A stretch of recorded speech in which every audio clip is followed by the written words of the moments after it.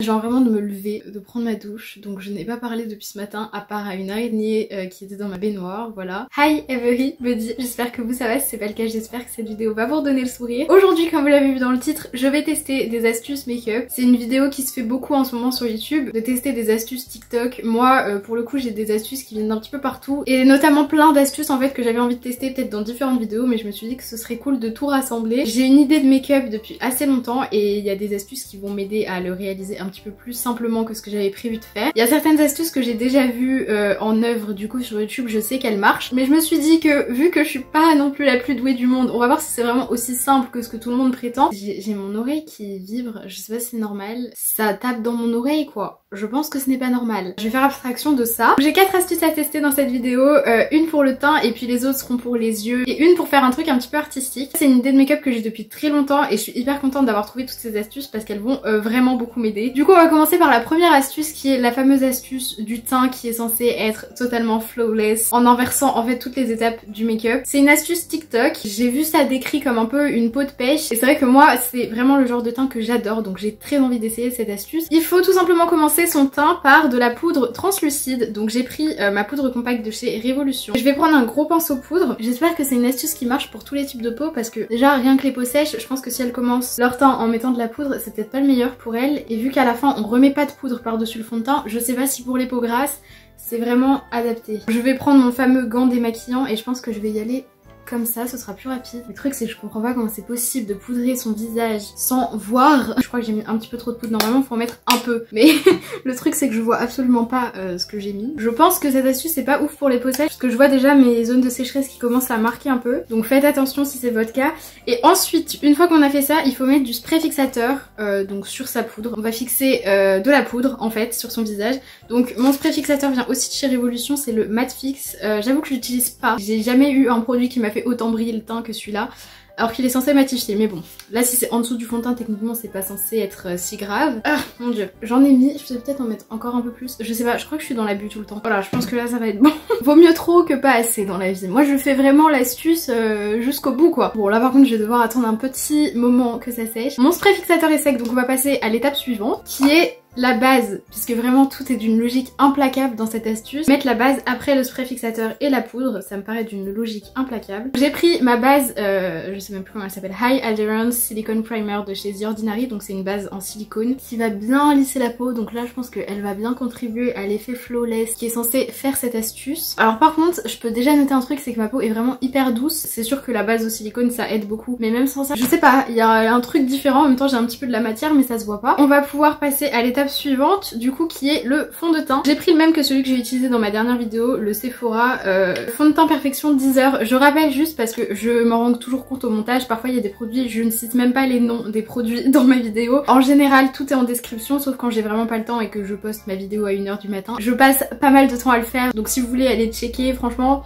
ne vous gênez pas. J'ai quand même un peu peur parce qu'il est assez foncé. Alors effectivement je suis assez bluffée par cette astuce. En fait quand j'applique mon fond de teint ça fait comme s'il était déjà poudré. Le fond de teint est littéralement orange mais je vais régler ça avec l'anti-cerne derrière. Par contre ce qui me fait peur c'est de pas avoir à repoudrer derrière. Parce que c'est vrai que ça fait un effet un peu peau de pêche, enfin c'est assez joli. Et alors déjà j'ai du mal avec les gens qui ne poudrent pas leur fond de teint. Pas du mal avec eux personnellement mais je comprends pas comment c'est possible d'avoir un fond de teint qui ne transfère pas quand tu le poudres pas. Enfin moi pour moi c'est inimaginable. Je trouve ça magnifique hein, les teints flawless et tout pour une photo, mais pas à porter dans la vraie vie. Enfin je comprends vraiment pas comment c'est possible. Je vais aller regarder mon teint d'un petit peu plus près. Franchement bah ça fait l'effet flawless en fait hein. Après moi j'ai pas la peau parfaite donc ça rend pas aussi bien. Ça enlève un peu de couvrance. Au niveau de mes zones de sécheresse ça fait un effet un peu plastique sur la peau. Alors je sais pas pourquoi. Regardez comme je reflète la lumière. C'est même pas à cause de l'huile qu'il pourrait y avoir dans le fond de teint. C'est vraiment parce que ma peau est vraiment super lisse quoi. Et ça je pense que c'est à cause de la dose de poudre que j'ai mis en dessous qui était peut-être un petit peu élevée. Même niveau couvrance je suis pas fan. Enfin je trouve que ça se voit là que mon teint est pas parfait. Je recommande franchement pas cette astuce. Je trouve que c'est plus une perte de temps qu'autre chose. Moi je vais tricher mais je suis obligée de repoudrer là parce que c'est juste pas possible en fait, je peux pas rester comme ça. J'ai pas poudré le dessous des yeux et je vais passer du coup à l'anti-cerne. C'est le Conceal and Define de chez Révolution, toujours et encore, en teinte C11. Je vais regarder si l'anti-cerne aussi ça lui fait un petit effet flawless même si j'ai pas trop poudré le dessous de mes yeux tout à l'heure. Par contre l'effet de l'anti-cerne là j'aime beaucoup. Je trouve que ça marche beaucoup mieux avec l'anti-cerne qu'avec le fond de teint. Peut-être qu'en fait c'est une astuce qu'il faut tester avec différents fonds de teint. Là ça se fond vraiment bien dans le fond de teint, ça s'est jamais aussi bien fondu dans mon fond de teint que ça. Et puis je pense que vous voyez vous-même, ça accroche de ouf la lumière. J'ai bien repoudré tout mon teint, y compris le dessous des yeux. Du coup j'ai un petit peu triché sur l'astuce, mais c'est juste pas possible pour moi de garder mon fond de teint sans le poudrer derrière. Ça aurait jamais tenu jusqu'à la fin de la vidéo. Du coup ça fait beaucoup de couches de matière et de poudre et tout. Quand on regarde mon teint de près, ça fait pas cakey, mais ça fait vraiment effet matière un peu plastique et j'aime pas du tout du tout. Donc cette astuce n'est définitivement pas validée. Je vais maintenant passer à mon contour, donc je vais utiliser ma palette de d'habitude, la Révolution X Roxy. Et je vais faire mon contour comme d'habitude, j'ai pas d'astuce pour cette étape. Et alors toujours cette fameuse astuce du teint que j'aime tant, j'ai absolument aucun fard qui marque. Je suis obligée de mettre 15 couches de fard pour que ça accroche à mon visage. Parce que je vous jure que j'ai vraiment l'impression de maquiller du plastique en fait. Franchement ça accroche très difficilement. Et encore vous, à la caméra vous voyez beaucoup mieux. En vrai je vois absolument aucune différence. J'ai fait mes sourcils, j'ai mis de la base sur toute ma paupière que j'ai légèrement poudrée. La prochaine astuce qui n'est que la deuxième, c'est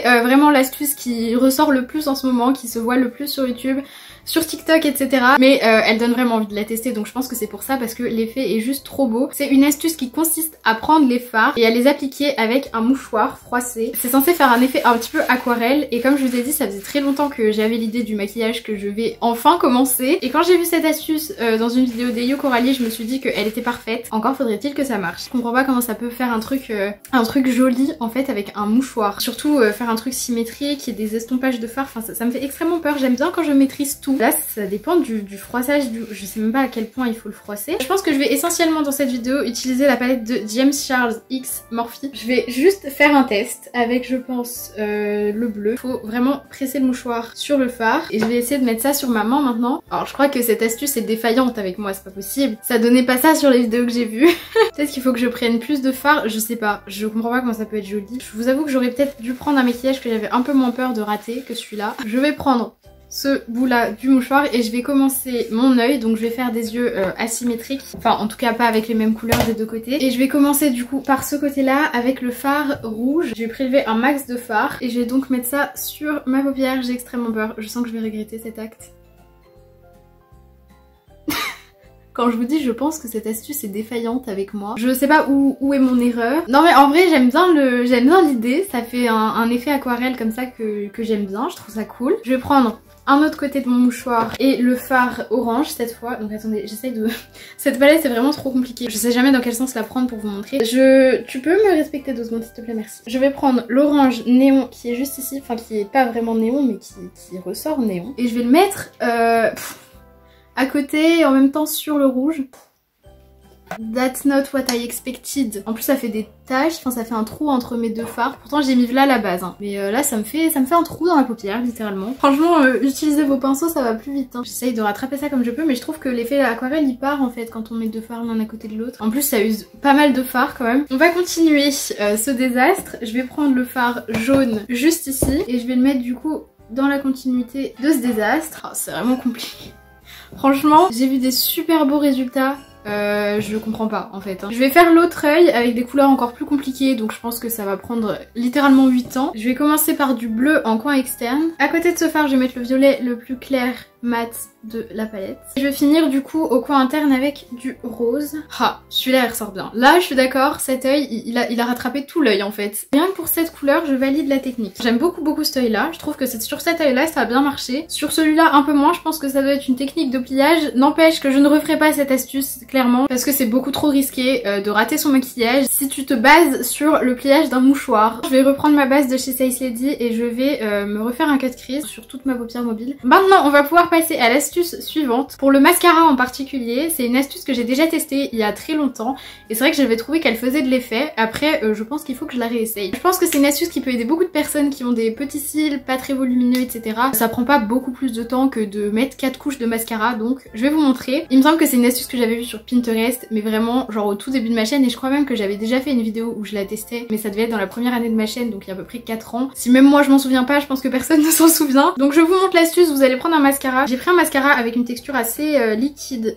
donc de chez Yves Rocher, c'est le volume Elixir. Je vais mettre une première couche. Ensuite je vais venir prendre une poudre, donc je vais reprendre la même poudre que j'ai utilisée tout à l'heure. Vous pouvez aussi utiliser vos doigts, si c'est de la poudre libre ça ira plus vite. Et en fait je vais venir poudrer mon mascara. C'est une astuce qui va permettre de vraiment donner du volume à vos cils et faire un effet faux cils de ouf. Enfin normalement, après comme je vous dis ça fait longtemps que je l'ai pas utilisé. J'ai oublié de préciser mais faut pas attendre que la première couche soit sèche pour mettre la poudre, il faut vraiment la mettre tant que le mascara est pas encore sec. En attendant qu'il sèche, je vais faire l'autre côté. Et maintenant que j'ai mis de la poudre des deux côtés de mes cils, je vais prendre un mascara avec une texture un peu plus épaisse. J'ai pris le Size Up de chez Sephora en waterproof. Je vais mettre par-dessus mes cils. Bah écoutez, ça fait vraiment un effet, je pense que vous voyez vous-même, ça fait vraiment un effet faux cils. Là pour le coup, je pense que si vous avez des petits cils, vous allez kiffer. Si vous voulez avoir des cils qui se voient bien, je pense que c'est pas mal. On va pouvoir passer à la dernière astuce. Donc celle-là c'est une que j'ai trouvée sur YouTube. C'est une astuce d'une make-up artiste il me semble, pour faire vraiment de l'aquarelle en maquillage, pas juste un effet aquarelle avec un vieux mouchoir froissé. Pour ça il va falloir vous munir d'un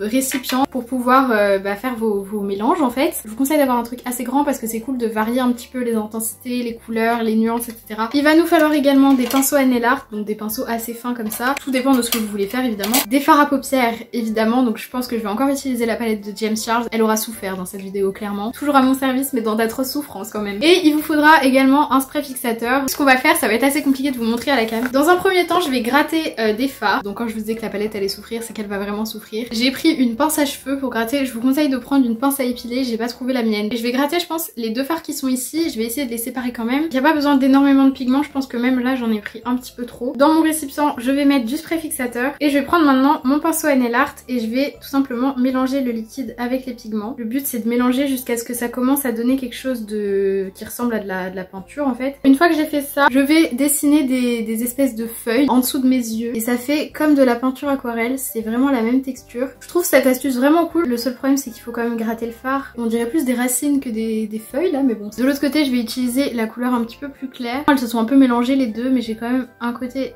de mon liquide qui est un petit peu plus clair. Voilà ce que j'ai fait du coup des deux côtés, j'ai fait un côté un petit peu plus féerique. Je trouve que ça a fait une texture beaucoup plus liquide avec le fard vert foncé, le fard vert clair. Ça a fait un petit peu pâteux. Je pense que c'est le fait que ce soit plus clair, ça se mélange un peu moins facilement. C'était beaucoup moins liquide, c'est pas parfait, mais c'est déjà pas mal. Je trouve que pour l'instant c'est l'astuce qui réussit le mieux. Maintenant je vais dessiner des feuilles. Quand ça sèche au fond, vous avez juste à remettre un coup de spray et ça redevient une texture complètement utilisable. Après comme je vous dis c'est une texture très aquarelle donc elle est un petit peu transparente. Mais en tout cas c'est l'astuce que vraiment il y a le plus de chances que je refasse, même la seule en fait. Voilà ce que j'ai fait du coup des deux côtés. J'aurais bien aimé essayer de faire des fleurs, mais j'avoue que j'aime bien cet effet là. Je crois que plutôt qu'essayer de faire des fleurs, je vais faire des petits points colorés avec mes liners colorés classiques. Voilà ce que ça donne au niveau du teint et des yeux. Je vais finir ce make-up assez rapidement. Je vais prendre un mono fard de chez Sephora. Désolée, mes mains sont vraiment dans un état catastrophique, mais j'ai vraiment fait de la peinture officiellement aujourd'hui, donc ça passe. Je vais prendre un mono fard de chez Sephora qui est juste mais incroyablement beau. Et je vais le mettre sur mon cut crease, ma paupière mobile, parce que je la trouvais un petit peu tristounette. Je pense que vous voyez la différence de lumière entre mes deux paupières, pourtant j'en ai pas mis beaucoup. Pour l'highlight, je reprends la palette de